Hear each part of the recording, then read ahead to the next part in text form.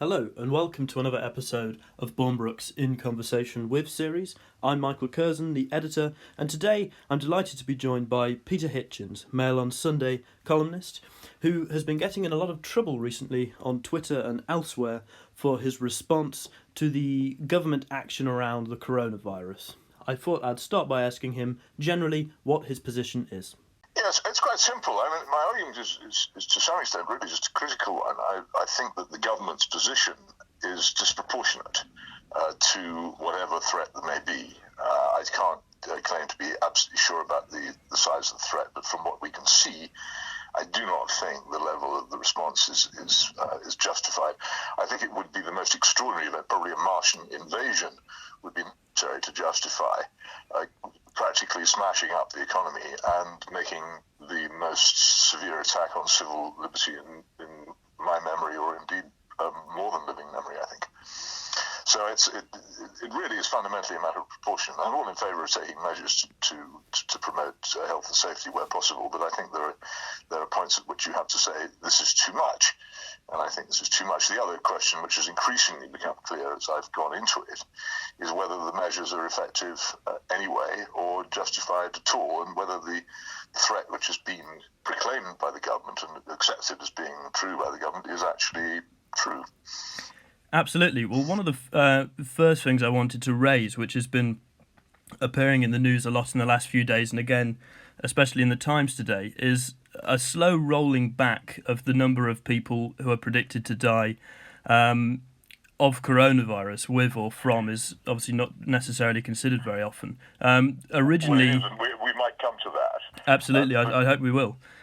But I think the implication of the figures that were initially put forward by Imperial College, and particularly Professor Neil Ferguson, was that they would die of the coronavirus because they would be excess deaths, that is, deaths beyond the normal figures that might be expected. And he came up with a figure in this country of, I think, 500,000 if the government did not take severe measures to prevent the spread of the disease. He then revised that down. He said that if measures were taken, that would go down to 250,000. But if the more severe measures that were finally taken were taken, then we weren't sure. But he's now, first of all, said I think less than 20,000. I think that went down this morning to another figure which I don't have at my fingertips, but well below that. It's around 5,700, I think. 5,700, that's right. I knew it was a slightly awkward figure. I have to say that it's almost like Monty Python. Yes. Somebody saying, well, if you don't do this, 500,000 people will die, and then so I said, well, I'll do that. And so, well, in that case, only 250,000 people will die, and then you say, well, I'll do that as well. In that case, only 20,000 people will die, and then you do a little more. He says, well, I think we got it down to 5,700. I mean, where do these figures come from? It's supposed to be from some sort of modelling, but I don't. It seems to me that there is some problem with this, and I would have to point out this is not me because I'm not an expert in any of this, and don't claim to be. I just look at other experts, but if you look in the Daily Telegraph this morning, you will find a long article featuring the work of other scientists who've cast doubt on the quality of the work of Imperial College in these matters in the past, particularly over the foot and mouth epidemic of nearly 20 years ago, which I remember well, where a policy of mass slaughter of healthy animals was adopted, and which many people to this day think was a grave mistake. Absolutely.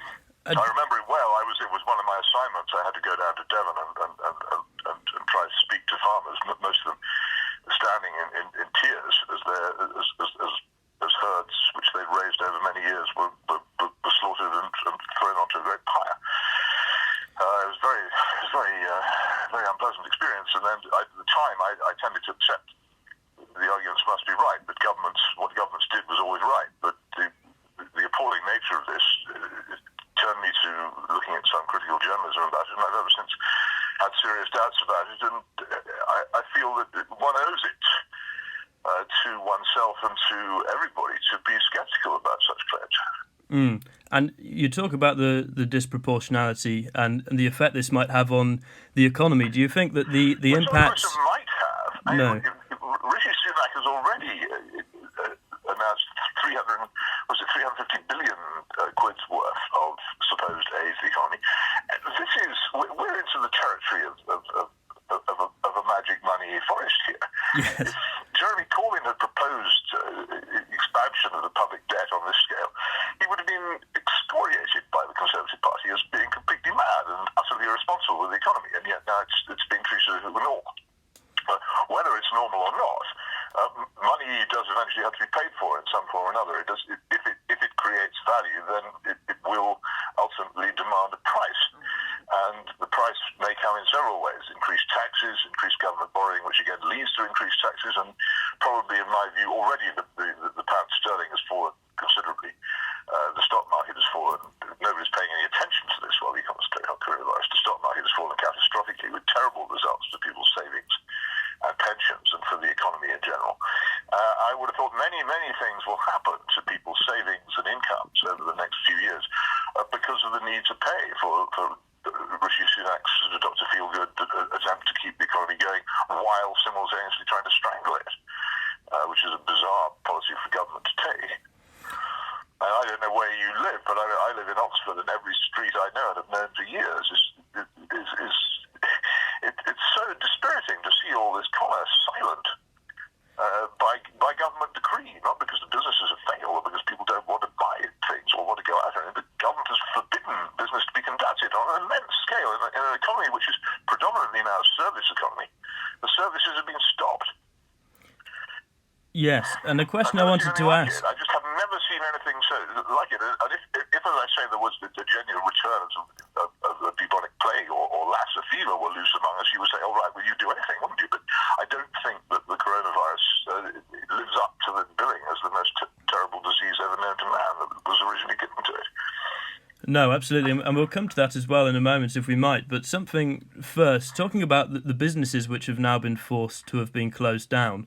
A lot of the response I've noticed that you've received and others who have questioned the measures is that the reason this lockdown or house arrest, as it might more suitably be called, has taken place is because the government's suggestion that we isolate before was ignored and people were carrying on going to the sort of supposedly unnecessary businesses which they shouldn't have been, in effect saying it's your fault, my fault and everybody else's fault for still having left the house. What do you make of that? Well, I think the difficulty is that the work hasn't really been done on any cause and effect relationship between this shutdown of the economy and the slowing of the spread of the coronavirus. So one interesting thing is that Sweden, among all the Scandinavian countries, has alone kept itself so far largely open. I think there's huge pressure on the Swedish government to conform with everybody else, and I'll be interested to see whether they resist it, but up till now they have.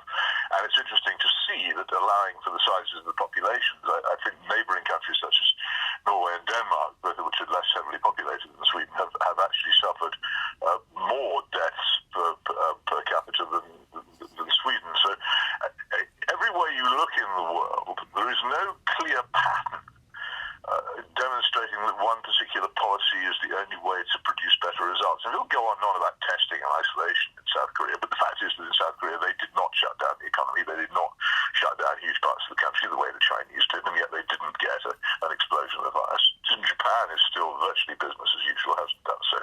Hong Kong and Singapore are much praised, but they both use different methods, but oddly enough the same result followed. Interesting article in the Washington Post yesterday about that, I think.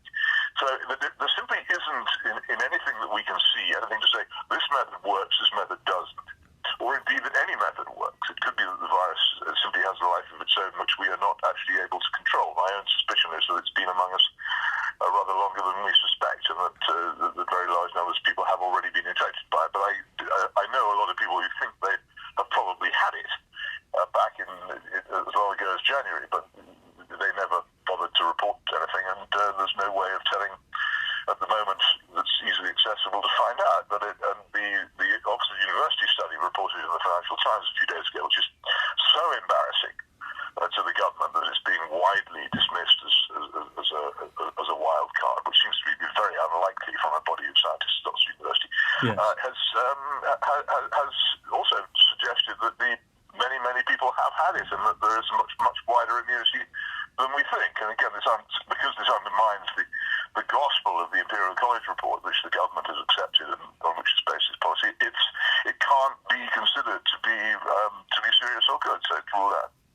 Absolutely. And now that as we said, the predicted levels of deaths has been lowered, the government, it seems, are claiming that this is because of their actions. Do you think it's likely that they'll change course? But how could they possibly know? Again, and what's more, this makes no sense on their own terms. Those people who advocate these shutdowns believe that they take about 2 weeks to work.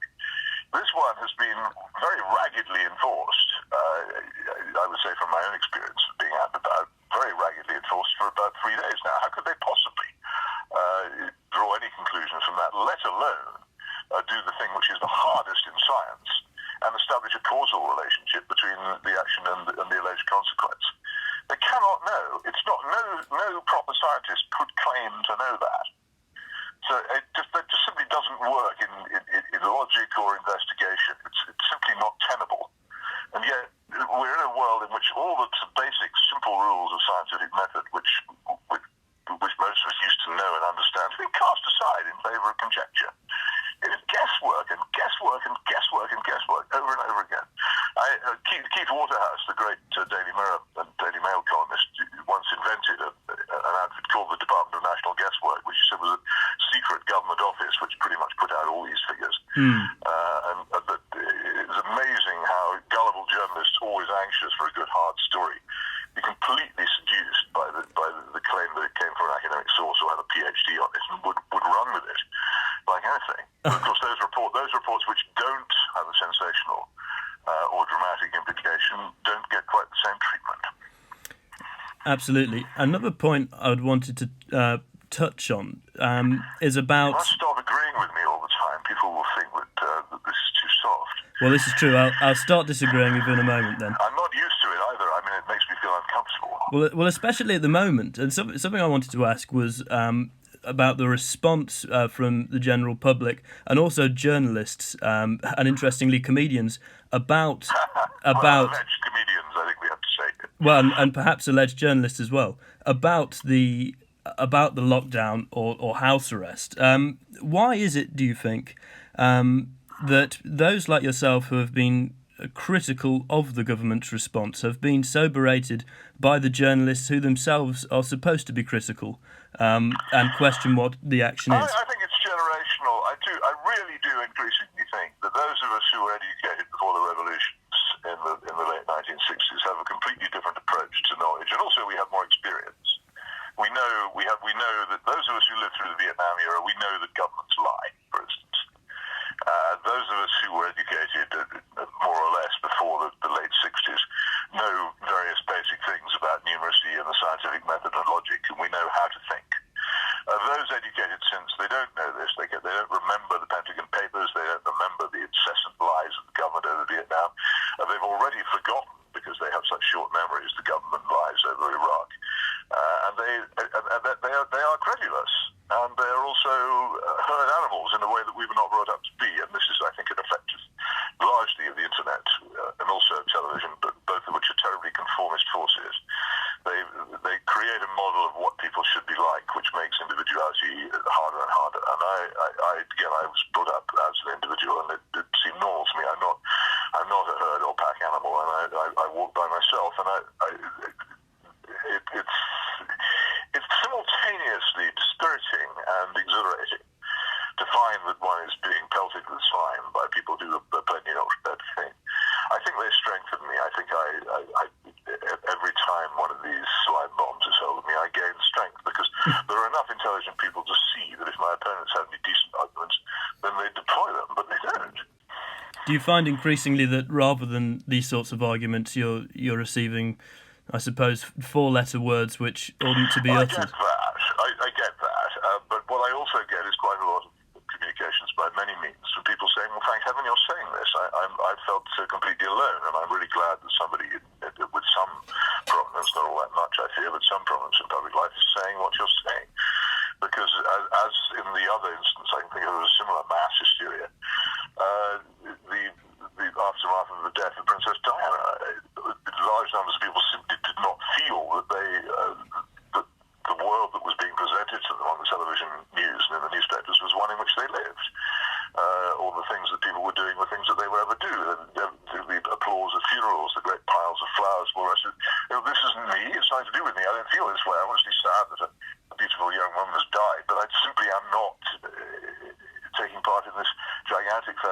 exercise grief. And there are people now who feel that there is something wrong with this and who particularly find it objectionable that the government of what they had previously regarded as a free country is forcing them to stay at home by taking on powers which actually are legally highly dubious. I mean, I don't want to go on about this too much in case I'm accused of trying to get people to defy the law, which I'm not. But in the Times of Thursday, Jonathan Sumption, probably the brightest legal mind of our time, casts a very serious doubt on whether the powers which are being used, which you may be amused to find are based on the Public Health Act of 1984, do actually have validity. He's also quite stern about the nature of the way in which the government took the powers, and basically by press conference, which he says is akin to the way in which a police state develops. It's very harsh language, and you would have thought that in a normal society, someone like Jonathan Sumption, who is in many ways a liberal hero, might have been listened to on this occasion, but it's page 54 of the Times, and that's it, and I'm lucky to know that. It should be on the front page, just as the story on page 13 of the Telegraph about the scientific criticisms of Professor Ferguson should be on the front page instead of on page 13. But as I tweeted today, when I first went to live in Moscow, my new landlord, a professor of economics, taught me how to read Pravda. He said, don't look for the news on the front page. He said, look for it near the back, and don't look for it at the top of the story. Look for it in a story vaguely related to the subject you're interested in, and you will find it elusively and obliquely revealed. And that is increasingly the way things are happening here. You can't find the news on the front page. It's buried elsewhere, and it's not even directly stated. It's because the people who are writing it are telling those few who can read the signals. And I'm lucky enough to be one of them. Indeed, the measures taken by the police, which you've referred to there, we've seen in the last few days websites being set up by certain police forces for neighbours to inform on other neighbours, and drones flying over. Portal, yes, Humberside, yes. The funny yes. thing was, I predict on Monday night, within about an hour of the announcement, I tweeted saying, well, informers will now flourish. And some idiot presenter on LBC, what's her name, Julia Hartley-Brewer, said, so this is what it's like in Peter Hitchens' street. Well, actually, no, it's not, because I live among civilized people, but I know very well, because I'm extremely familiar with history, that at times when authority is behaving like this, then informing does become a major activity. It's inevitable. People have lots of grudges to settle, and it's a very, very good way of doing it. It's one of the many reasons why totalitarian societies are so nasty and corrupt. It said in the Times... Arbitrary power flourishes, and arbitrary power means that informers and corruption flourish too. Yes, it said in the Times today that, I think it might have been in Humberside actually, that the police had actually told residents to stop calling about individuals going on 2 walks a day because they were simply inundated by calls. I think it was another force that said that, but yes, I mean, it was striking that the Humberside portal was obviously not something that was going to have no public demand. I think it was the Northamptonshire police who were saying, actually, thank you very much for getting too many of these calls. But once you get this kind of regime, it is a paradise for the narc. Do you think that these powers are going to be more long-lasting, or people have said it's only temporary? When the lockdown is over, everything will go back to normality. Do you think we will return to normality, or has this changed something? A number of our national institutions have failed us in this matter. Parliament did not in any way subject the government's policy or its special legislation to proper scrutiny. The opposition did not oppose. Nobody used the courts. All these people who forensically used the courts in the European matter, I'm not saying they were wrong to do so, but I'm saying that there was no attempt by any human rights person to use the courts to say these powers are excessive or have them examined. The media have failed. I believe the police themselves have failed. They've acted very much as if they were a state militia rather than as what they are, which is sworn constables sworn to uphold the law rather than the power of government. And that's the reason for the officiousness of their behaviour, like continental gendarmes. I can't think of an institution which has not been weakened by this. And as a result, it's going to be easier for a government to do it again under some other pretext. And once you've got used to being told by the government you've got to stay at home, then it becomes easier and easier for the government to do this. All they need is to declare something as an emergency, and there you are. some kind of permanent state of emergency. People actually would be amazed if they knew, because people never read these things, what powers the government has to turn this country into a despotism. And the Civil Contingencies Act is the most extraordinary document, which I have read with my mouth hanging open. Could anybody? How could this be on the statute book? But it is.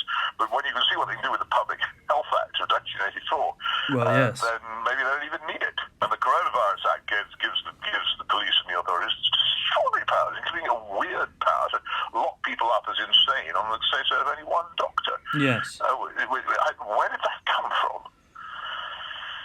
Who wanted that? Now Actually, the last thing the government generally wants to do is put people in mental hospitals, because they've closed them all. Well, indeed. So why are they so anxious to do it more easily now? It's very strange. And another thing which a lot of people have been commenting on, you mentioned that there's not as many places for these people to go. Another point is that suddenly the police are on the streets, whereas before they hadn't been. Where have they all come from? Which is a where they were, which is in offices sitting at computer screens doing whatever it is they do when they're not making sexual harassment complaints against each other or going on diversity courses. The police long ago ceased to be a patrolling preventive police force and became what over and more many years ago called the crime reporting bureaucracy. And it's quite rare for them to want to go on the streets preventively, but now they have something that obviously some of them rather excessively enjoy doing, it seems to me. One has to say on these occasions, of course, most policemen are fine, upstanding citizens and very, very nice people, but yes. One does see an awful lot of instances of the other sort going on. Now, obviously, this is, as we said, these are emergency powers which have been brought in response to an emergency, and the whole coronavirus, the rhetoric around it seems to have been warlike almost. The Prime Minister has been talking very much as if it is a war, and those who have argued against the government's measures have almost been like the appeasers, it seems. This is the whole reason for my writing my book on the phony victory, this ridiculous obsession with the Second World War as the model for all moral and political conundrums.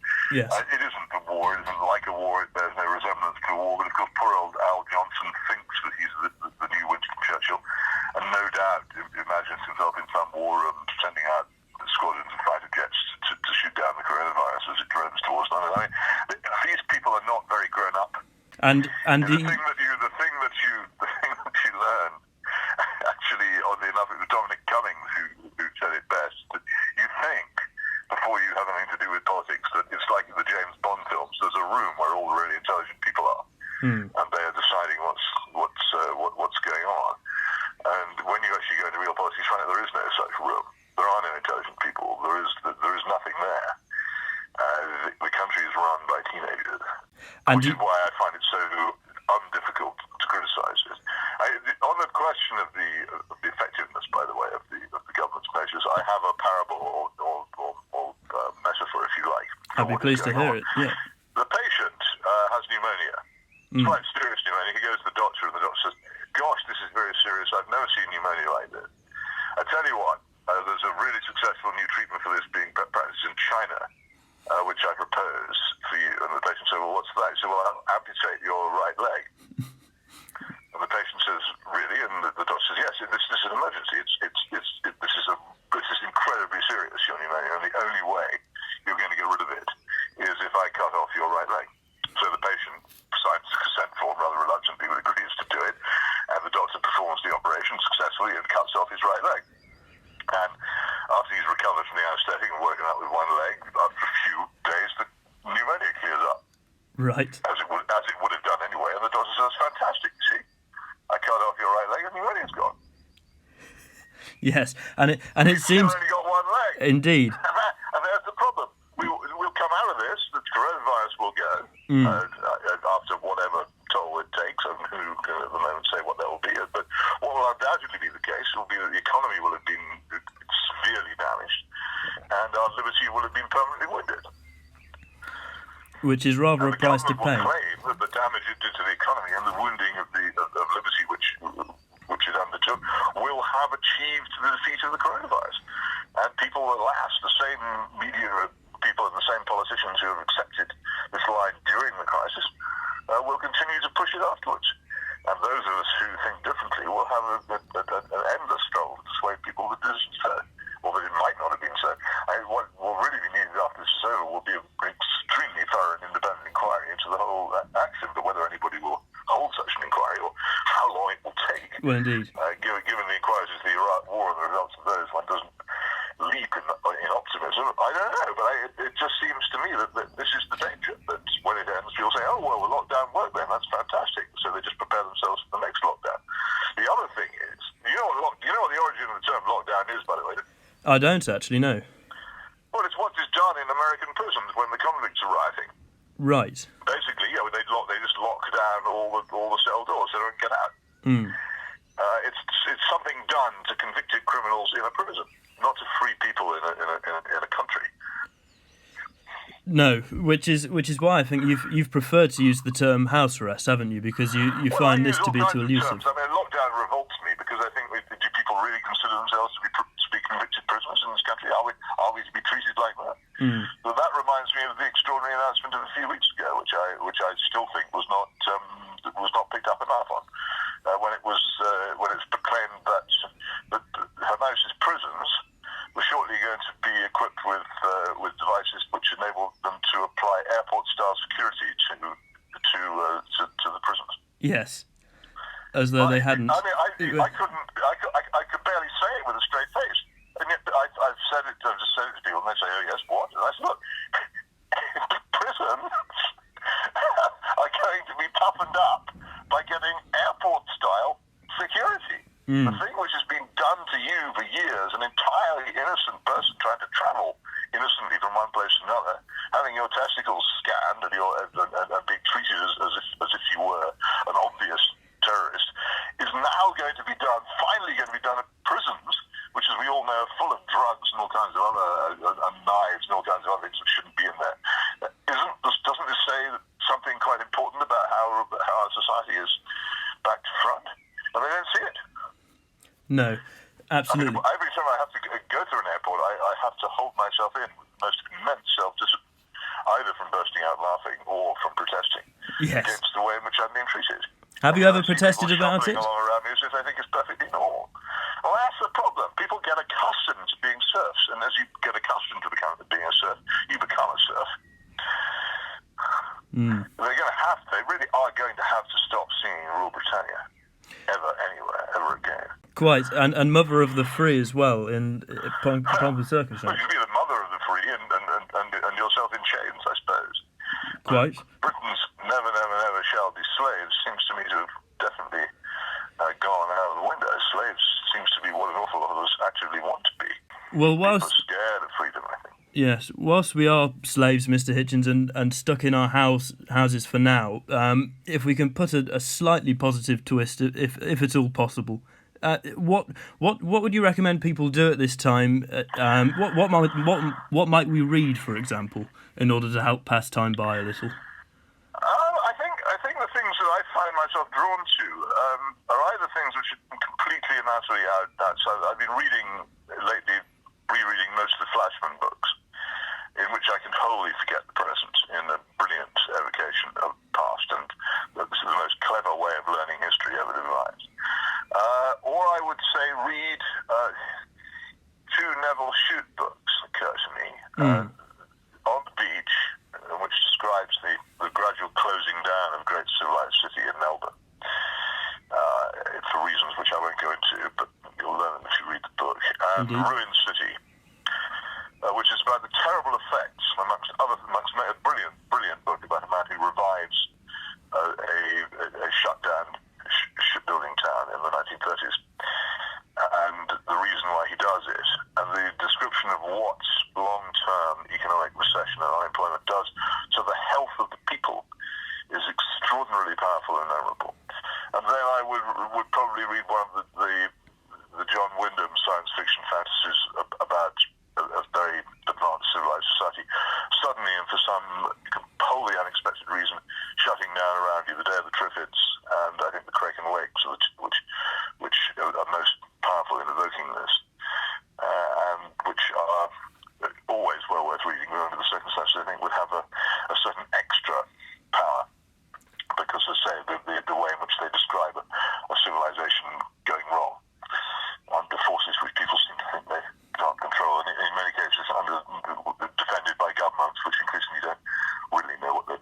Well, that's some good suggestions there. Thank you very much for those. Thank you. My pleasure. Thank you for joining us for another episode of Bombrook's In Conversation With series. I'm grateful to Mr. Hitchens for taking out of his time to join me today and hope that you join us for our next episode. Stay safe.